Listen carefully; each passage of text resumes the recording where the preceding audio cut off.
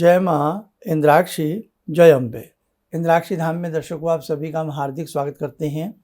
आज के दिन जिन जातकों का जन्म दिवस है, मैरिज एनिवर्सरी है, उन सभी को हमारी तरफ से बहुत बहुत शुभकामनाएं। कई बार हम ये सोचते हैं कि हम जो भी काम करते हैं वो उलट हो जाता है, सीधा नहीं हो पाता, या हम कुछ ऐसे कोई प्रयोग करते हैं पूजा पाठ को में, या किसी ऐसी कोई ऐसा हम कुछ भी करने का प्रयास करते हैं, वो कार्य बनता नहीं है। तो देखो, हमें कई बार जब ऐसा ना हो कि आपके कार्य असफल हो रहे हों, तो हमें कुछ शुभ और सिद्ध मुहूर्त की तलाश करनी चाहिए। कहते हैं ना, कई बार जब कोई दिक्कत ज़्यादा आती है तो व्यक्ति कह देता है अब इंतज़ार करो, आप जब भी इस काम को करेंगे जब ये काम बनने का सही समय आएगा।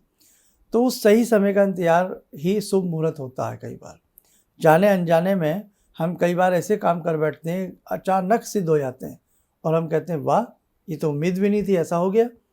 और कई बार हम पूरे तैयारी के साथ, साजो सामान के साथ किसी काम को करते हैं और वो कार्य विफल हो जाता है। फिर हम ऐसा कहते हैं कि साहब इतनी मेहनत की गई लेकिन उम्मीद नहीं थी, कार्य विफल हो गया। तो कई बार जाने अनजाने में हमें शुभ मुहूर्त भी हाथ लग जाते हैं। उसी में से होता है एक रवि पुष्य और गुरु पुष्य। इसके बारे में आपको जानकारी दे रहे हैं, ध्यान से सुनिएगा। आइए पहले आज का हम पंचांग देखें। 1 मई सन 2025, दिन बृहस्पतिवार, संवत 2082, वैशाख मास, शुक्ल पक्ष, तिथि आज चतुर्थी है, नक्षत्र मृगशिरा, राहु काल 1:30 से 3, दिशा शूल दक्षिण दिशा।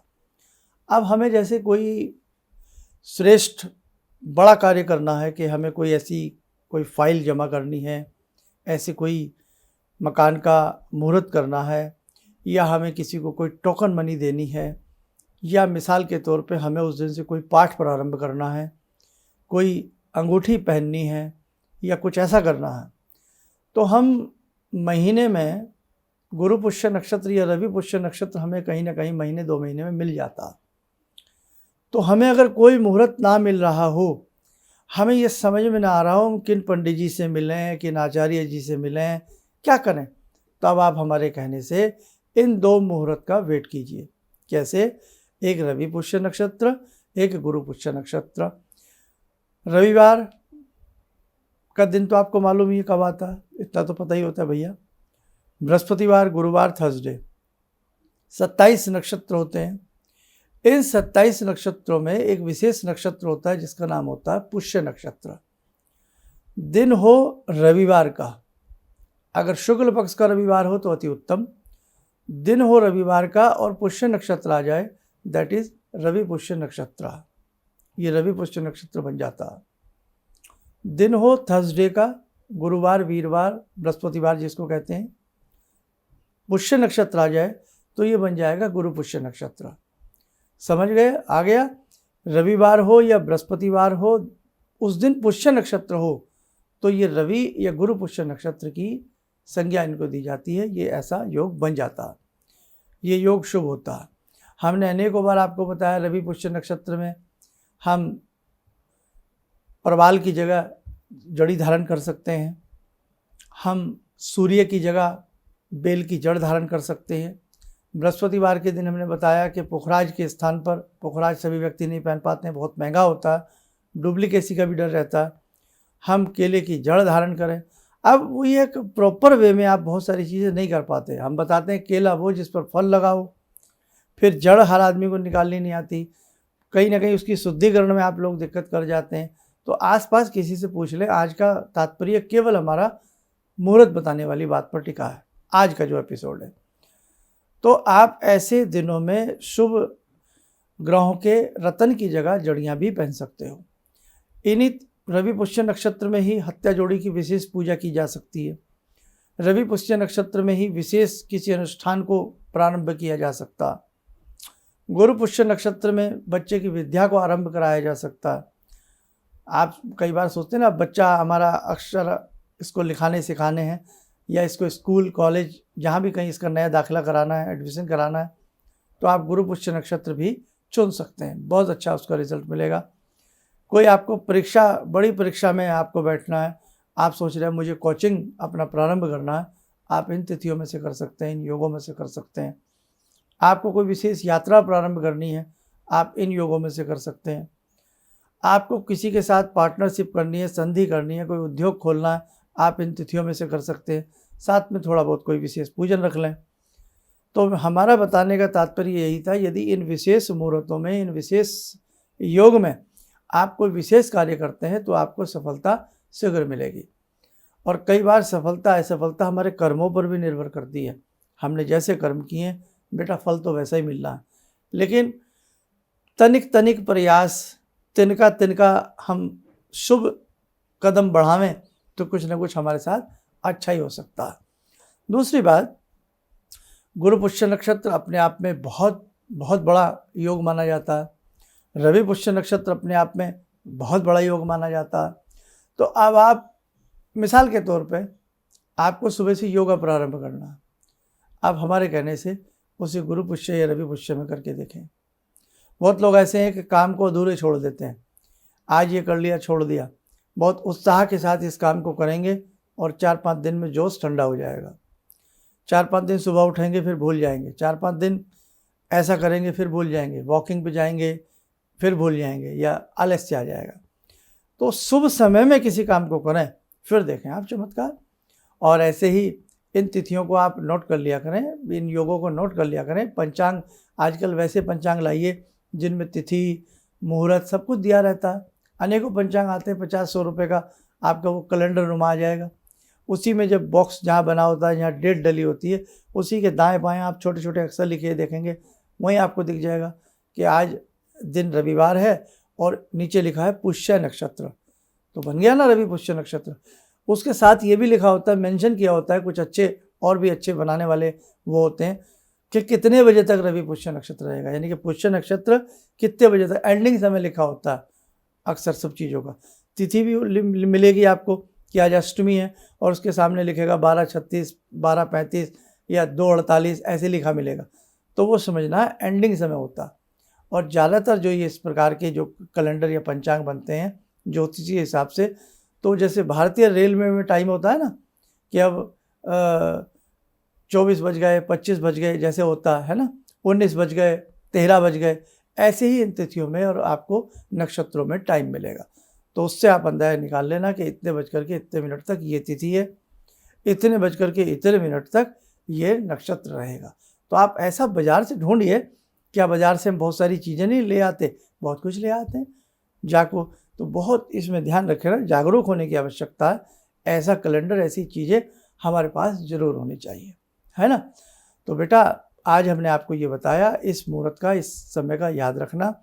कोई भी श्रेष्ठ कर्म करना हो और ये लगता हो कि हम कुछ भी करते हैं असफल हो जाते हैं, तो इन योगों को ध्यान रख के आप करेंगे, आपको ईश्वर की कृपा से दैवीय सफलता ज़रूर मिलेगी। आइए समय हो चला आज की ध्यान साधना का, जुड़ते हैं भगवान सदाशिव शंभु से। ॐ आत्मा त्वं गिरिजामति सहचरा प्राणा शरीरं गृहं पूजा ते विषयोपभोगरचना निद्रा समाधिस्थिते सञ्चारपदयो प्रदक्षिणविधेः श्रोत्राणि सर्वागिरो यद्यात् कर्म करोमि तद्दखिलं शम्भोस्तवाराधनम् चन्द्रोद्भासितशेखरे स्मर हरे गंगाधरे शंकरे सर्पे भूषितकण्ठकर्णविवरे नेत्रोत्तवे स्वानरे दन्ते त्वकृतसुन्दरां वरदरे त्रैलोक्यसारे हरे मोक्षार्तिं कुरु चित्तवृत्त्यमचलं मन्येस्तु किं कर्म वे वन्दे देव उमापतिं सुरगुरुं वन्दे जगत्कारणं वन्दे पन्नगभूषणं मृगधरं वन्दे पशूनां पतिं वन्दे सूर्यशशाङ्कवह्निनयनां वन्दे मुकुन्दप्रियं वन्दे भक्तजनश्रयं च वरदां वन्दे शिवं शङ्करम् ॐ कर्पूरगौरं करुणावतारं संसारसारं भुजगेन्द्रहारं सदा वसन्तं हृदयारविन्दे भवं भवानी सहितं नमामि भवं भवानी सहितं नमामि। कवच बना लें, ध्यान करें, शिव शंभू का सुवासिस हम सबके ऊपर बरस रहा है।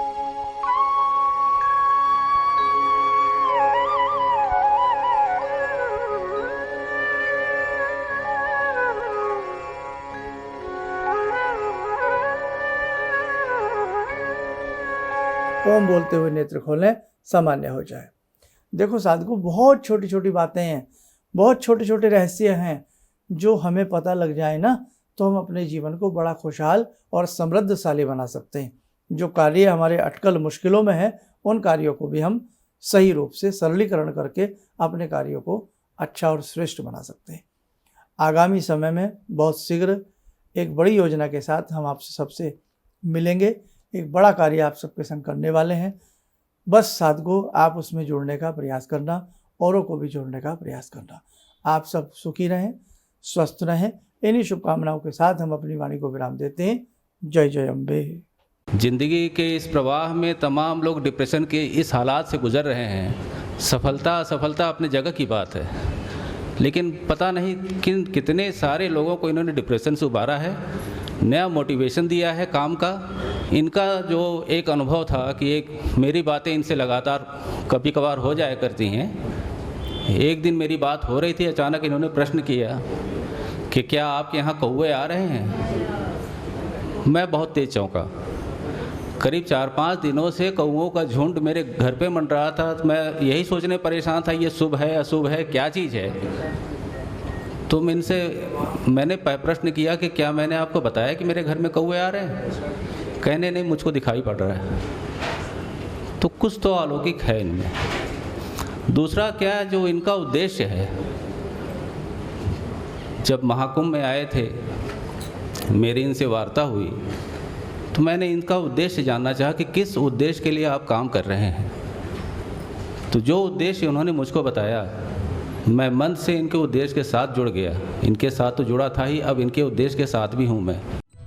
किसी भी समस्या के समाधान के लिए मिले प्रसिद्ध हस्तरेखा एवं वास्तु विशेषज्ञ प्रोफेसर धर्मेंद्र शर्मा जी से। नोट: शिविर में भाग लेने हेतु एवं व्यक्तिगत रूप से मिलने के लिए कॉल करने का समय सुबह 10 बजे से शाम 6 बजे तक। हमारे विभिन्न ज्ञानवर्धक कार्यक्रम देखने के लिए आप हमें अभी सब्सक्राइब करें, बेल आइकन को प्रेस करें ताकि आप देख सकें हमारा कार्यक्रम सबसे पहले। और अधिक जानकारी के लिए फेसबुक पेज को लाइक करना न भूलें।